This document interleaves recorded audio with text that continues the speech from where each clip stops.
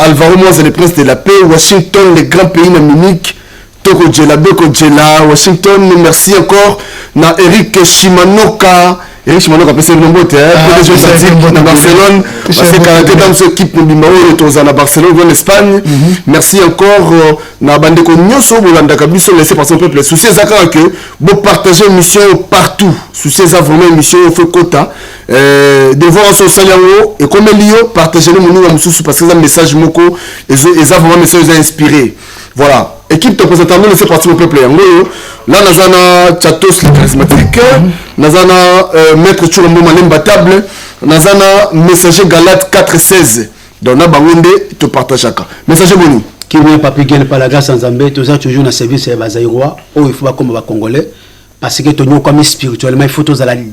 délivrer pour tout comme libre dans Mboka wana, Molobeli, il y a des victimes dans bâtiment, où il y a un téléma, parce que nazala ki victime lokola bino et sengeli pe na telemana lobako bino pe bobiki sama bako sabinote bolela te nenge balobaka soki bololite bokolela yango tolite bolela tolite bokufa mais bozala bomoi. Merci beaucoup Maître Chouama Maboni. La voix et la bouche autorisée à sportif news tout le monde entier. Mona Kingasani. Nazalaka mona ngaba Mona Kingasani à Souka et puis Mona Nchama Rokola. Yakala. Et puis lelo nde batu ba comprendre dependa que ba sportif bazaka kanenge bazakozo bangote. Lelo la banda ko ba sportif bazaka ko sepela partout dans le monde entier dans un remerciement. Basi na monde ndako comment considérer bango na quartier partout comment comprendre que AT ça pour la misuba ko ça la moins exception. Alors bilo peut faut rejoindre biso partout pour partager ba vidéo Boki Mutalinga et la Mukite Kolelate, laissez partir mon peuple les alliés. Moutou et vous salue biso malam. Merci d'avoir sur Hollande biso. Voilà, ambassadeur Samba Moute Samba, hein? Samba Moute Samba, l'ambassade na biso qui wana au monde avec ambassadeur Samba Moute Samba. Tchatos Boni. 100% Kananga. Mwana Kananga ya solo. Né et grandi. Voilà. Tchatos avant to le kandenge to le chaque fois to kota kana lo sambo parce que makambo eza appellation en Zambie. Ba tata mikro batika banda kuna bango pona ba ko sakana wate to yaka awa pona to biki sa peuple en Zambie oza ki diba mukolo comprendre eza leloté kamba to lika tatos to komisi kombo na yo papa to pecho merci po to zali ngambe na biso ozali nzela ozali solo pe ozali bomoi opesi biso sengo puisque to bino mba na Nzambe makile na yo esokoli biso ebikisa biso e pona biso okomisi biso balongi osali biso royaume ba sacrificateur. C'est l'ordre de Melchisedec. Nous te disons merci pour tout cela. Dans le nom puissant de Jésus, nous avons ici prié. Amen. Amen. Voilà, tous Kamba Bisso na ça sujet. Sujet ezali koloba likambuya héritage. Tozongi na Bible. C'est tous même que pardon. Je crois l'émission les cas qui te l'accès Milangi lisusu yangoyo. Miko Milangi messager aux alentours 30 secondes expliquer Bisso. Quand même, on a déjà mon appel na Milangi de l'émission passée. Parce que ezali masolo o efebi ki sa communauté congolaise. Patu ba benga belé pour na eloko vraiment ezo sunga. Ba maladie oyo toyebi na kati na mboka oyo ba maladie ba potali bomo ba benga le poto hémorroïde. Oyo ya kati na ya libanda mingi ebimi ekomi mosomba. Ya kati yango ezolia batu na kati. Epesi ba constipation epesi ba ballonnement epesi ba gaz ti et provoquer ba faiblesse sexuelle ba éjaculation précoce batu baza ko tambola na ba maladie oyo ba meli ya ndenge na ndenge mezoka ba imorodi mususu ezali punition ya Nzambe imorodi mususu ezali eye na eleli ya moto azolia normalité azape ko lia na ta mais quand même batu ba bengi yo quand même ba monde déjà moi batu lokola ezali biloko euti na likolo te ezali biloko Nzamba kela tanga osi ya kisasa ezali bio mondongo ya kisasa ezali bio petit cola ya kisasa ezali bio yangonde ba bengi yango solution la main de Dieu na loboko ya Nzambe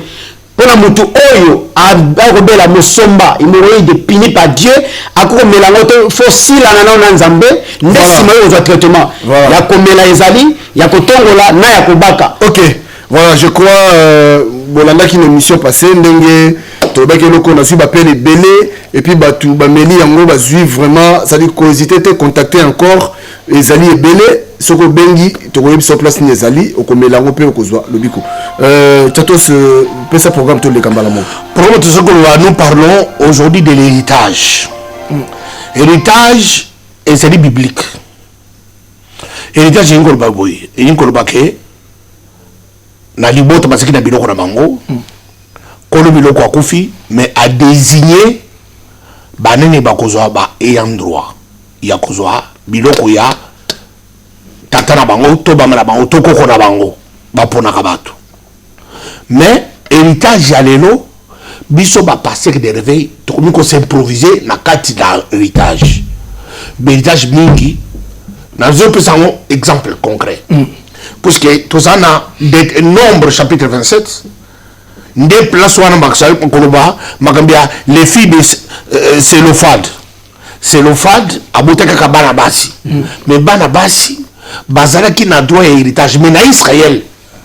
moi si à cause de héritage c'est que tout simplement pour la bana mibali mais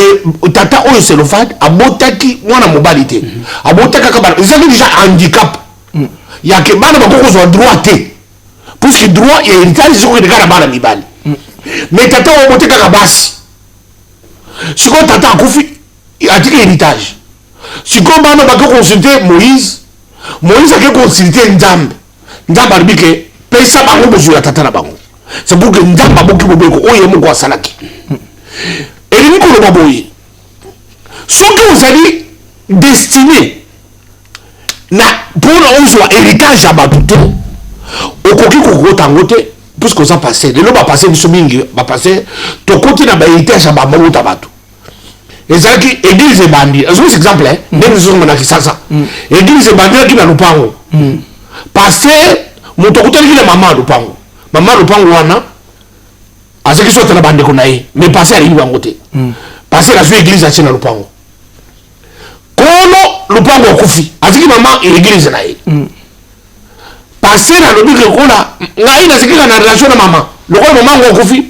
lupango etikali église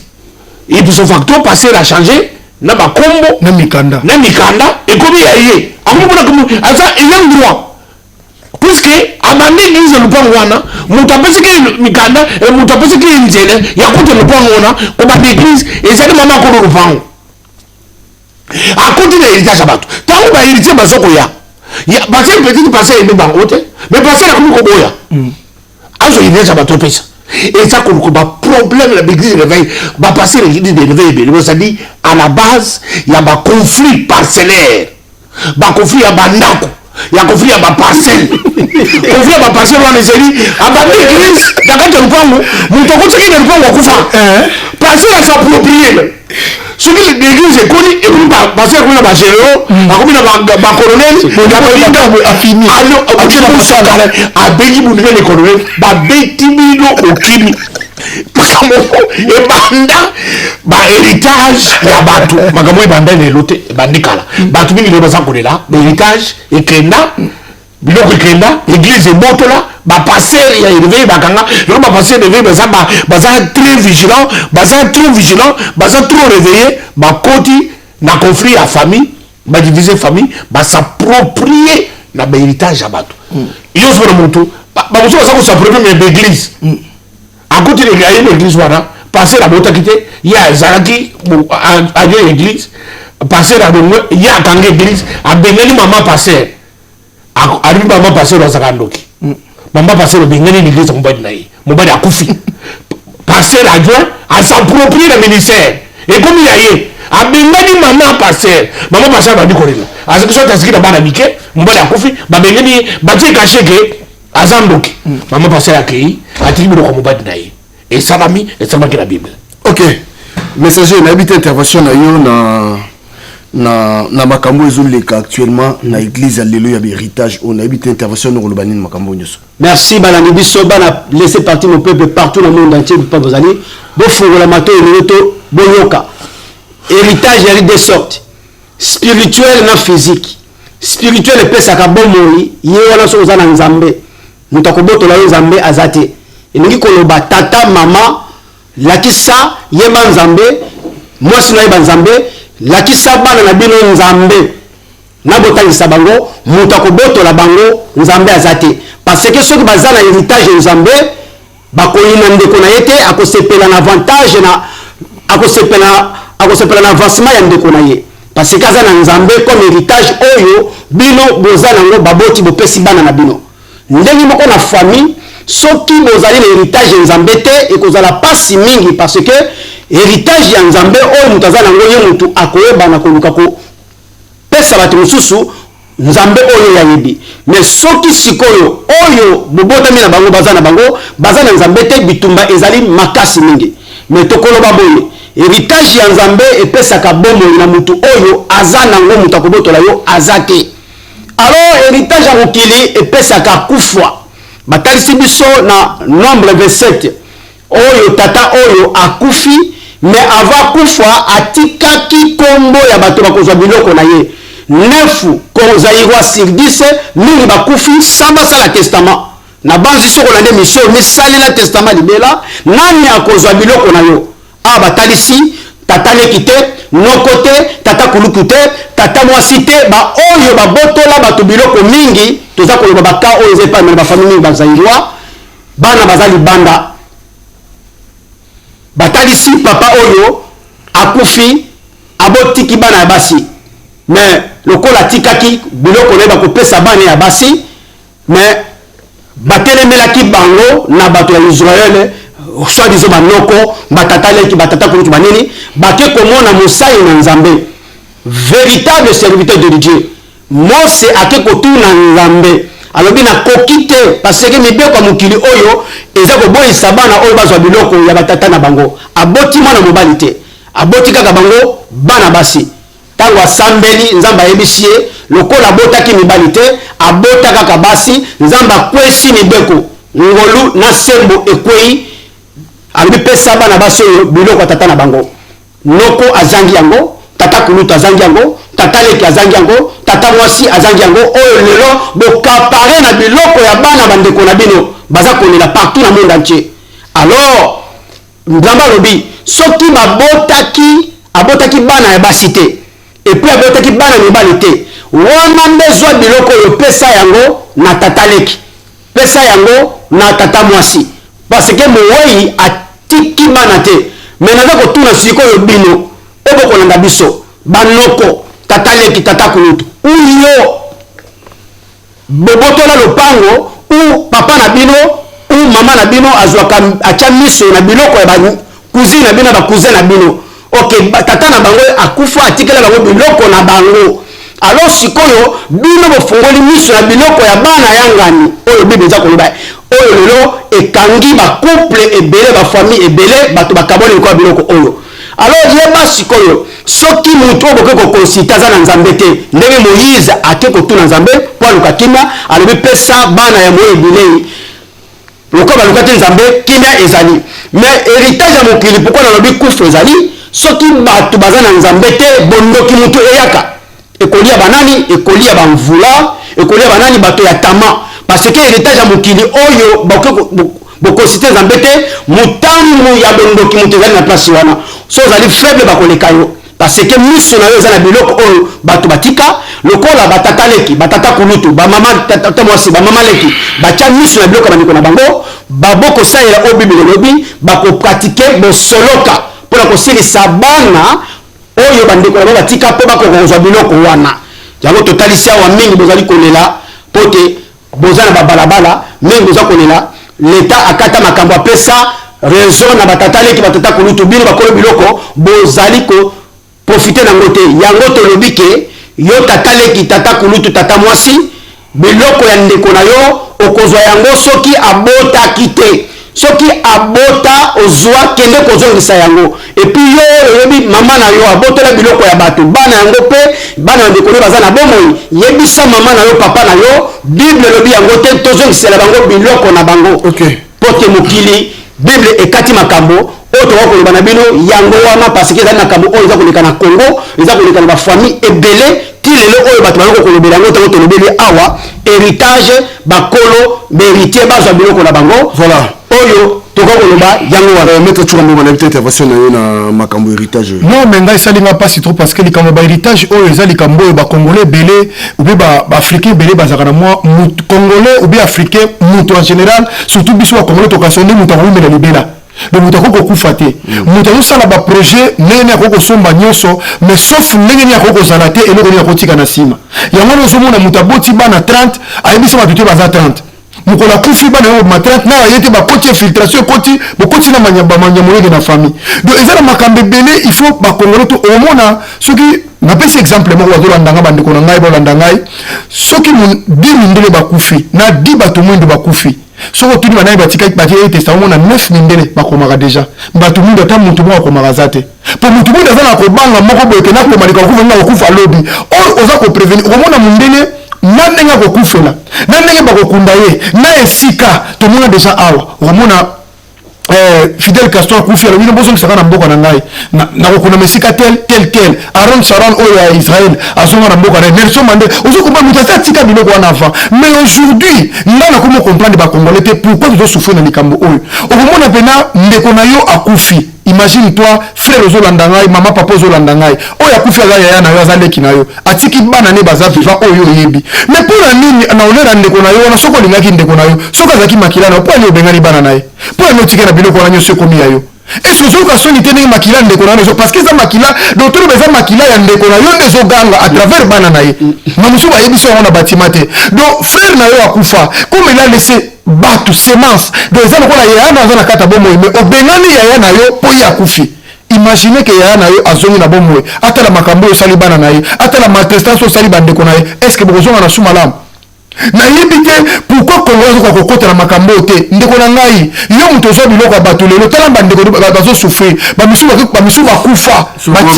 batika mabele oyo mpo na biloko na bango oyo ozwa mamusu bato misusu nde tozoloba baza na balabala bashege ebele baza na nzela mpo bazangi esika kolenda me ndako wana tatala bango moto atongango na motoki na ye aza kobima 4 heures azobima 5 heures mpo na kokende koluka me yo ndingi obenga na bana bandeko na me yo oza na eloko te me yo mpo oza na bana jour attention kaye alakisaki bato aza plus prudent ke bato nyonso tu aza plus fort me nzambe atiaki esi akufa te kaye amona ya komona na se ya moyo oyo donc yo mosala makambo boye fotalaka makambo boye yo mpe jour okokufa moyebi oyo ekotika na nsima na yo te ndeko na ngai na mingi nazoloba soki oza na biloko bozwa biloko ya ndenge wana frère soki mama na bino moto azwa tata na bino moto azwa bandeko na bino bazwa benga bafrère na bino wana luka bandeko na bino baza na balabala luka bandeko na bino bazonyoka wana pa bazolela na se ya moyo oyo bazotuna kutu nzambe asala biso pourquoi kotika biso tomona makambo boye na mutu aza ndeko tata na biso mon frère boza na mwa humanisme ezala na kati ya bomoya moto obe mama bomwasi moko fe ezalaka leyo bandeko bana wana bazosouffrir yo ozomona nde bazosouffrir okoki kotya omoni bango olokola tata na biso azalaki ndeko na ngai bokosuka bango bakosuka mpo tata na bango azalaki ndeko na yo me nzambe asukaka te yo nde moto kosuka mabe lelo botola biloko mpo oyebai na bagénéral c'est bien oyebai na bacolonel c'est bien eza na de tribunal toza na tribunal ya bomo tosi olongi parce que yo ozokotisa na makala mpo ozwa bahéritage na bango mais nzambe aza na batribunal ya nzambe eza très puissant okozwa bamauvais sort bavutuma vi na yo na se ya moyo oyo okotatone en plein midi okolona ekosimba te okomona bana okobotata olingana okobota na kati ya famille na yo te yo moko okomona penake tout oyo okotouche osokenda kozwa mosala boza 10 babengani kaka yo nzoka nde héritage bato ezolandaka yo ozolanda ngai partout na moment soko ozwa biloko bandeko benga bango zongisa bana wana baza bandeko na yo kolinga te makila egangaka lesakri makila elelaka papa tala na bible oyo tozomona oyo makila eloba kaya eloba na nzambe nga aza gardien ndeko na ngai nzabi te namoni makila ya ndeko no ezolela bongo bana bazoya lelo oyo ndeko na ngai tala bana nde bazwa maladi oyo bakana te na ville yango mpona kokanisa lupango na bango nde bakomokela na baeglise paster yeyo na kati ya héritage ozoluka nini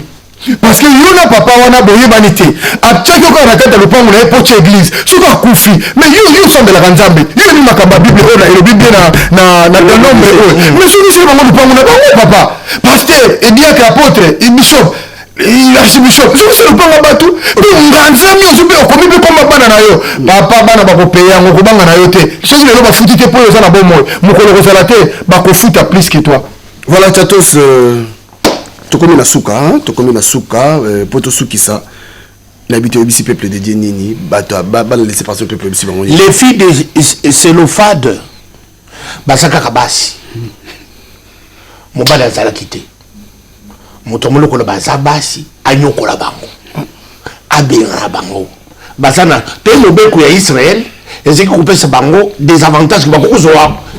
héritage te ezeki biloko ya tata na papa akoti mwana mobali te mais le rôle d'Anzamba c'est juste avait préféré Abomo Mobeko wana pour ba héritier ba quota amen na droit ya biloko na bango soki Nzamba sali atabo di kolo Mobeko ye ati les lieux aux akodono puisque ça moninga ya colonel ça moninga général ye bake Nzambe abuka Mobeko ya ye pour ba héritier bazwa eloko na bango mais dans général ayo a aidé lelo a soutenu lelo le lobby le reste de ta vie tu vas pleurer tu vas gémir tu vas grincer les dents et ça serait trop tard pendant que tu m'entends parler soit héritage à bateau que ne kozongisa benga bakolo biloko oyebi bango osobomi 4 et dire kaka moko osobomi olumuli trace ozuba na mutu obomi bango opekisi bango baporte kombo atata na bango obengeli bango na mboka bakenda bazaka susu na mboka yango te batiki na mboka ozwi mboka odindami oyebi ke mboka oyo eza ya ngai te tu le payeras. Ok, messager de personnes Mambote. Luka oyeba oyo zali nesi mokoyeba Nzambe yone le vrai héritier ata mibeko ya famille ata mokili etelemela yo lokola ozali héritier ya promesse oyo komona eza na testament komona yo éternité mais mama veuve oyo babenga na yo parce que babomele mobali parce que ozali bana na bana na yo tata leki tata kulutu ozi biloko ya bato sakapare nango complicité na batata mwasi meme bofuti te melo bakelo justice Nzambe ekolanda bino bana na bino na ba oyo bakoko na bino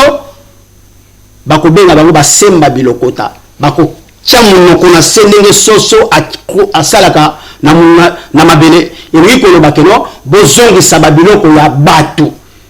mutoki na bino te mingi bazali ete kozela ndeko na ya kufa po asakapare na biloko oyo ya ndeko na ye me balakisi awa abota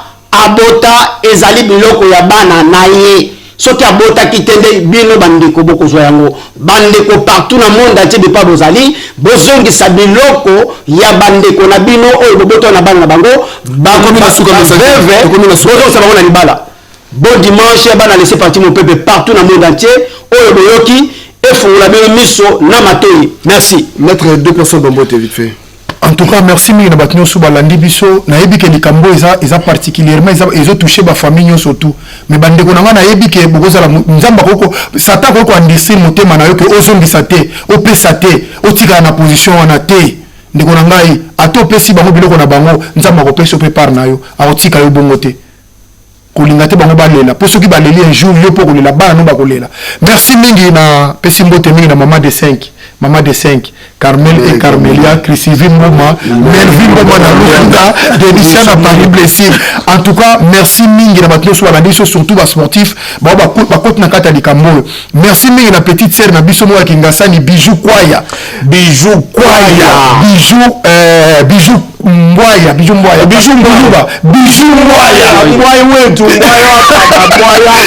Mbwaya mwana Kingasani a propre petit na biso bena mbote bele po Olanda biso petit na ngai mami o maoto na Hollande toujours comme d'habitude Linos Bonzembo na Allemagne base na biso inyonga mayama na Londres na États-Unis na partout bozali laisser partir mo be partager yango to limite bolela parce que bonjour communauté congolaise musala biso ka kolela to salama na mboka te to salama te na mokili poto le la rapporte ba congolais alors c'est le moment de laisser partir mon peuple pour bo fungama mbote mingi na sportif nyonso l'imbattable Churambo. Voilà, Tchatos, 2 personnes dans votre vie. Na pesi mama kati mbote na tayira wembo na pesi bana nyonso laisser partir mon peuple mbote place nyonso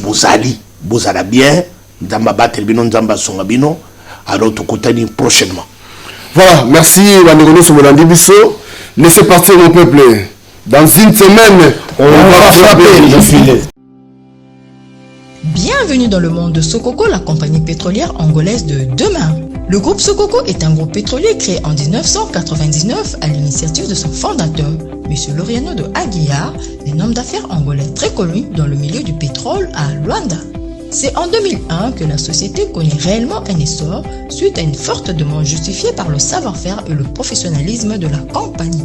Après ce franc succès, le directeur général de Sokoko opte pour la diversification de ses activités et se lance dans la pêche artisanale et semi-industrielle avec une production allant jusqu'à 400 tonnes de poissons par mois. Conscient que l'Afrique pourrait être un vivier alimentaire mondial, le directeur général de Sokoko s'est également engagé dans l'agriculture. En 2008, dans le décret exécutif numéro 16/02 du 4 avril, la Sonangol autorise la société Sokoko à distribuer le combustible à 4 associations regroupant plusieurs entreprises de pêche. Et à ce jour, la Sokoko approvisionne près de 5000 bateaux de pêche dans les villes et villages angolais. Panafricaniste et homme d'affaires averti, Loriano de Aguiar, qui compte conquérir de nouveaux marchés en Afrique centrale, signe différents partenariats, notamment au Congo-Brazzaville avec Africa Oil Gas Corporation, AOGC, dans l'exploration et la distribution du pétrole, mais aussi en RDC dans le domaine maritime et fluvial. Prochaine étape, la République centrafricaine où des contacts ont été déjà pris pour de nouveaux partenariats dans plusieurs domaines. Soucieux d'élargir ses connaissances dans le domaine du pétrole, le DG de Sokoko a bénéficié pendant 2 semaines à Paris de conseils de Loïc Fréjean, ancien patron de la compagnie Elf. Homme de contact, Loriano de Aguiar, qui a conduit une délégation d'hommes d'affaires angolais venus exprimer leur besoin d'investir en République du Congo, a été reçu par le président Denis Sassou Nguesso. Comme tout bon patriote intéressé à la gestion de la cité, Loriano de Aguiar reste un citoyen qui suit avec attention l'évolution de la politique de son pays. C'est à ce titre qu'il a assisté comme un des invités d'honneur à la cérémonie de passation de pouvoir entre les présidents angolais, sortant José Eduardo dos Santos et entrant João Lourenço. Sa vision, étendre son réseau d'implantation dans d'autres pays africains et contribuer à sa manière au développement d'une nouvelle Afrique qui gagne.